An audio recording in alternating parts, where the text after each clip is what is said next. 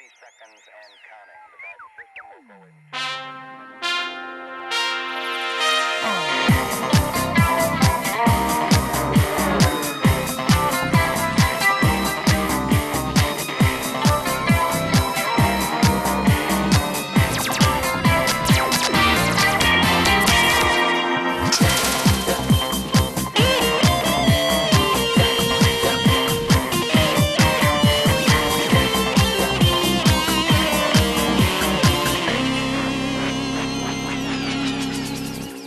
Hi friends, welcome to Studio Classroom Worldwide. My name is Steve. We are on our second day of the article titled Sea Gold. If you were with us yesterday, you'll remember that the ship Odyssey is in the business of pulling up sunken treasure off of the ocean floor.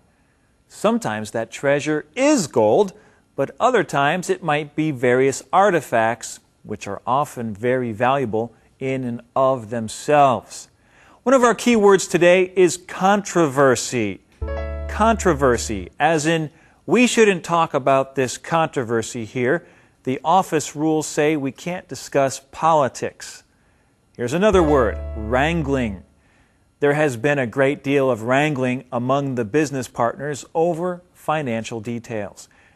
And the last one, lay claim to, that's a handy idiom.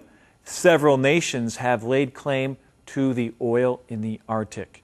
Okay, let's direct your attention now to page 47. The reading today, right now, begins on line 14. Follow along as we read.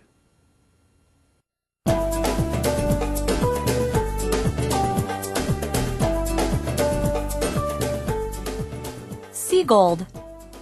The Sussex controversy pales in comparison to the trouble stirred up over Odyssey's Black Swan project. This shipwreck in the North Atlantic contained more than 17 tons of gold and silver coins. In March 2007, Odyssey recovered the treasure and flew it back to Florida without revealing the exact location or identity of the shipwreck. The secrecy gave rise to a great deal of speculation and legal wrangling over the rightful ownership of the treasure.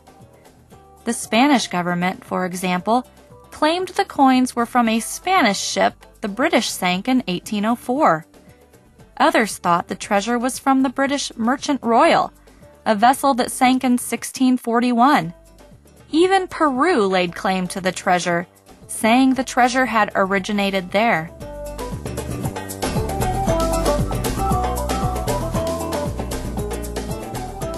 Hi, I'm Chip. And I'm Rachel, and we're so glad you joined us for the second day of our lesson. We're still talking about shipwrecks, of course, and who is going after the buried treasure. And yesterday we learned, of course, that sometimes there's a bit of controversy over who gets the treasure. And we learned about these commercial and non-commercial ships, right, Chip? And how actually the Odyssey organization can only go after commercial ships. That's right, and we learned yesterday that there's a controversy between a British archaeological organization and this company, Odyssey. That's right, because they found this ship that had sunk, I think, in about 1694, and everybody wants the treasure. Well, even if you have an agreement, sometimes people don't want to keep the agreement, and everybody wants the treasure for themselves. So that was a big controversy. However, as we're going to learn today, that controversy pales in comparison to the trouble stirred up over the Black Swan project. Now, before we talk about that, we really should look at this word controversy. It's one of our word bank words, and it means a public argument or a public debate.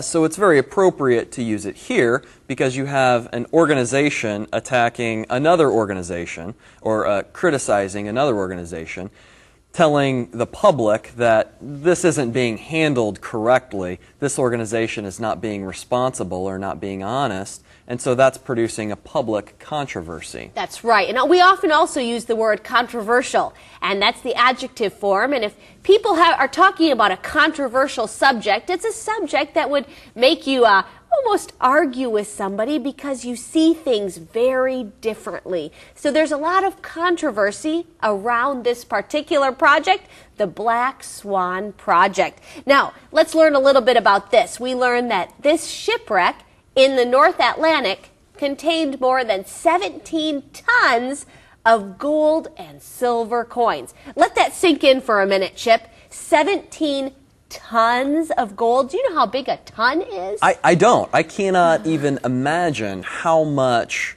money that would cost. 17 tons of gold and silver. Wow, I think a ton is, about 2,000 pounds, right? So Yeah. it's something like that. So we're talking thousands and thousands of pounds of gold and silver coins. Probably millions and millions, if not billions of dollars here. So of course, there's going to be a little controversy, right? Because everybody wants the money. That's right. So it's a very spirited, or people are getting very emotional about this controversy. Our article says that the Odyssey recovered the treasure and then flew it back to Florida, which is where the company's located, without revealing the exact location of the shipwreck. Oh, so they're being a little secretive here. Right. They're not telling anyone where the shipwreck was, and we're not exactly sure why they did that, but for some reason, that made a lot of people upset. They didn't tell anyone the identity of the shipwreck or where it happened, and so there was a lot of secrecy. Again, secrecy is when you're keeping secrets to yourself, and I think if a company is being secretive, a lot of people get suspicious. Sure, yeah. I think I tend to trust people a little easier if they're the kinds of people who they don't keep very many secrets. They say everything about themselves. They're easy for me to trust. Right, but if a person is really secretive, you're not sure you can always trust them. So we see here that this secrecy gave rise to a great deal of speculation and legal wrangling over the rightful ownership of the treasure. So, speculation means people are thinking a lot about it. They're wondering, what is this company doing? And we also see that word wrangling. Now, what does it mean to wrangle something or wrangling? That word wrangling is one of our word bank words. It means to argue very intensely, or maybe with a lot of anger. And so here we have a legal wrangling, so it's arguing in the legal courts or the law courts. Oh, and sometimes that can take forever, right? If something goes to court, you might be arguing about it for years to come. So there was a lot of wrangling, or going back and forth over the rightful ownership of the treasure. Who owns the treasure? That's what people were arguing about. And the Spanish government got involved because, for example, they claimed the coins were from a Spanish ship that the British sank in 1804. So the Spanish got involved and said, hey, it belongs to us. And then others got involved as well, right? That's right. So we have the Spanish, or Spain, getting involved, and they said that the British sank that ship. And then you have the British thinking that it was also their ship. And a third country, Peru, even got involved in this, saying, no, that's not your ship or your ship, that's our ship. That's right. Our author says even Peru laid claim to the treasure, saying the treasure had originated or started there. So different countries are getting involved because nobody knows where the shipwreck happened. Let's quickly look at that phrase, to lay claim to something. That just means you are saying, hey, we own this. It's ours, and we want it. So they also wanted the treasure. Well, who got the treasure? We're going to find out a bit of that in a little bit, but right now we're going to learn some more information about this fascinating subject and then visit the chat room and take a break.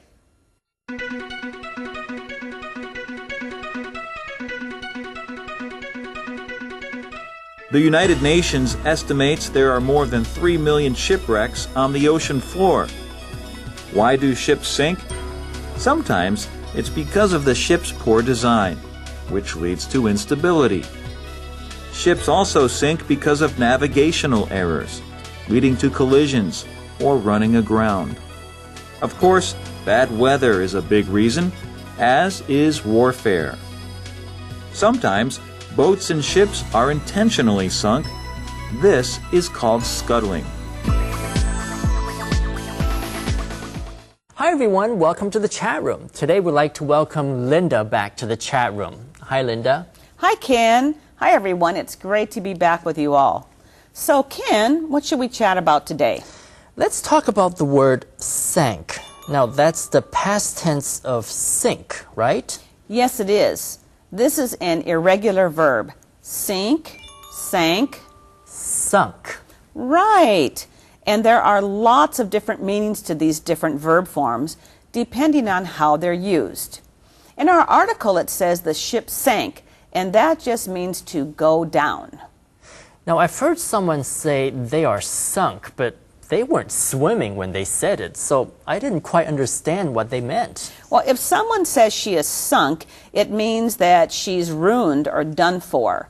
For example, you know, if you haven't read your chapter in history and you get to class, the teacher announces a pop quiz. You are sunk, as you probably won't get many correct answers. Oh, I get it. Sink 是下沉、沉没，它的过去式是 sank， 过去分词是 sunk。一条船有可能会 sink， 但是用在人身上，如果是说 I am sunk， 意思就是我完蛋了，我惨了。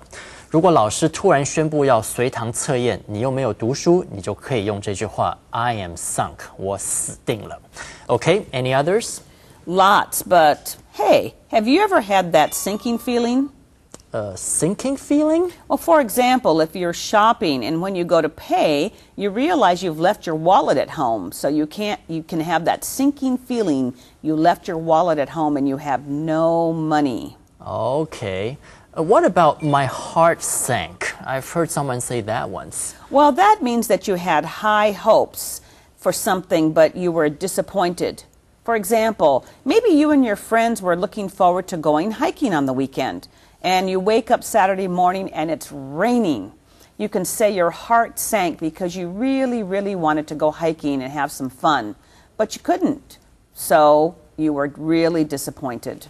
That sinking feeling 字面上是那种下沉的感觉，指的就是失败、受挫、越来越绝望的感觉。如果是某人的 heart sank， 心脏下沉，是说他原本很期待某一件事，对他抱有很大的期望，但是后来希望却落空了，没有实现，那他就可以说 my heart sank， 心沉下去了，就表示意志消沉，非常的沮丧。Well, we hope your heart is lifted after today's lesson. Thank you for joining us, and we hope to see you again really soon in the chat room. Bye. Bye now.